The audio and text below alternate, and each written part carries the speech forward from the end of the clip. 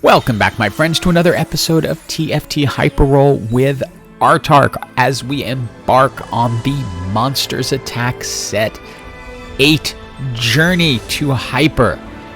Usual stuff out of the way. Please like, subscribe, comment, do the things that help the YouTube algorithm so the channel can grow. Back to what the old channel used to be, maybe? That would be awesome.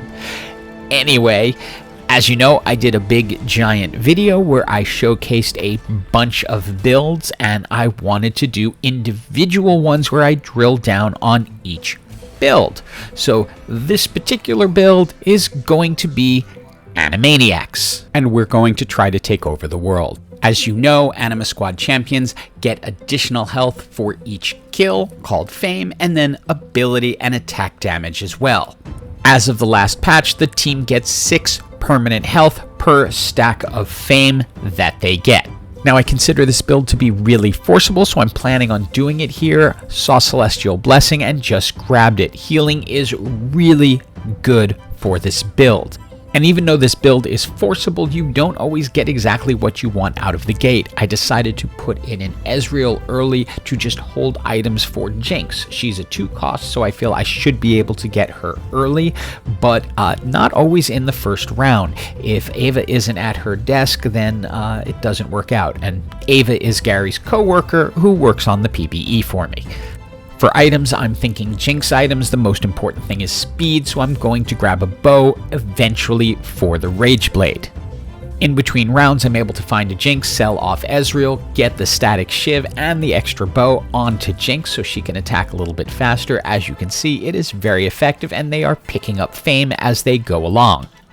Since Nasus is a mascot, I like to add a mascot into the build when I get a chance. They help heal for a percentage of health, and remember, the health of the Anima Squad champions is always growing throughout the entire fight, because each time they get a kill, it's adding to their fame, thus adding to their health. For our next item choice, I'd love to get the needlessly large rod so I can finish the Rageblade, but instead I'm given the option for the BF sword, which I will take as part of the Spear of Sojun I want to get on Jinx. And as of now, everything is working just as intended. The front line is holding things in place.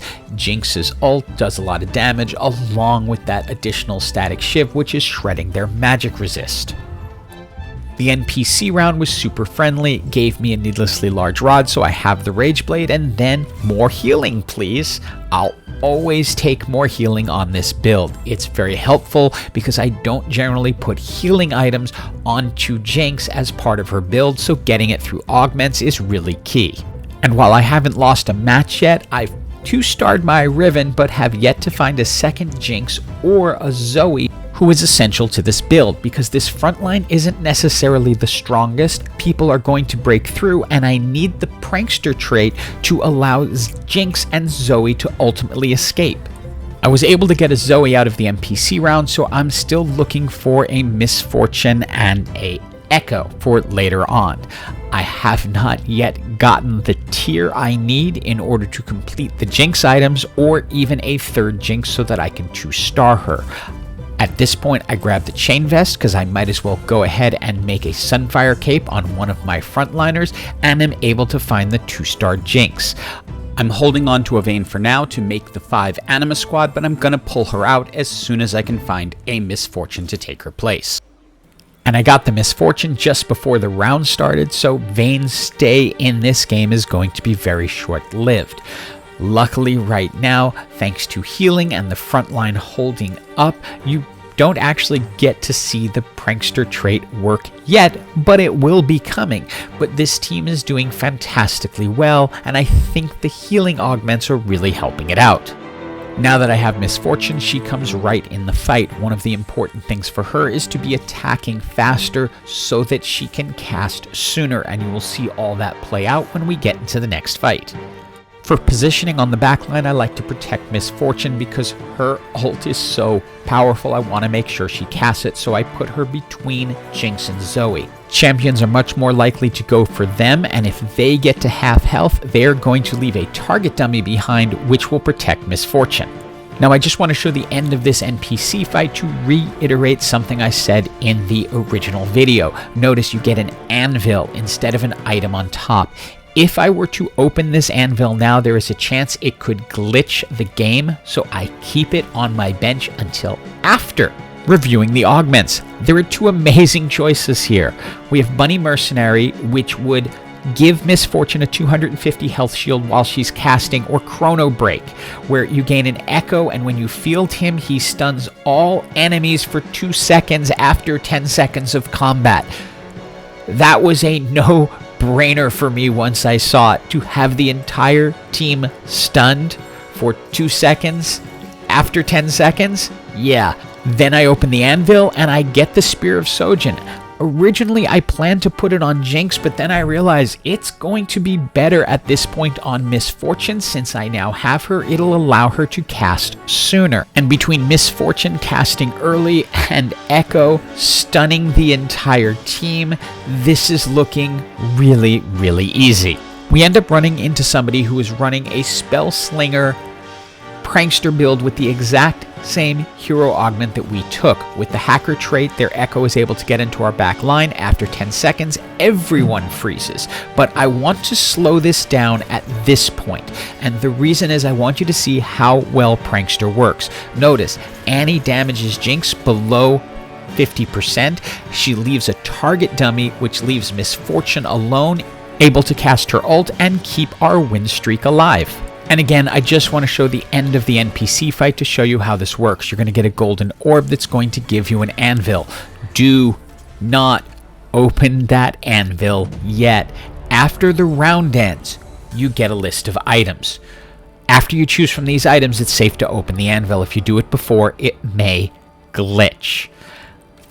I decide here to go with the Deathblade and just put it on Jinx to increase her attack damage because I'm really close to a gold Jinx. I'm able to 2-star the Miss Fortune. Then I have to remember, oh yeah, I have an anvil to open, which there have been plenty of times I have forgotten. The Thieves' Gloves on Alistair is incredible. It just is a really good item because he's tanky and is going to have a good dodge chance. Again, note the positioning. I am keeping Miss Fortune protected. When they lay down those target dummies, now that there's 3 pranksters, when the target dummy is destroyed, it stuns the champion. That would give Miss Fortune even more time to cast if it even became an issue.